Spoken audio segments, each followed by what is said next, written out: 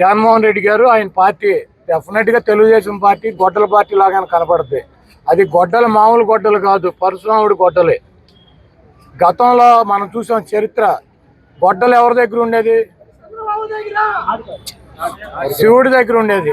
శివుడి చేతులు ఇప్పుడు కూడా ఉంటుంది. ప్రతి మనం శివుడికి పూజ చేసే వాళ్ళకి తెలుస్తుంది. శివుడి చేతిలో ఒక చేతిలో గొడ్డలు ఉంటుంది, 2 దుర్గామాత చేతిలో గొడ్డలు ఉంటుంది, 3 విఘ్నేశ్వరుడి చేతిలో గొడ్డలు ఉంటుంది.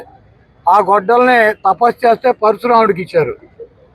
ఆ పరశురాముడు ఆ గొడ్డలతో ఆ రోజు ఉన్నటువంటి రాజుల్ని చంద్రబాబు లాగా మదం ఎక్కి ఒళ్ళు బలిసి ప్రజలను హింసించేటువంటి రాజుల్ని తెగనరికాడు. 21 సార్లు భూమి చుట్టూ తిరిగి పరశురాముడు. ఈ రోజు రేపు 29లో చంద్రబాబు నాయుడు తుప్పు గొడ్డలు మాకు అవసరంలా.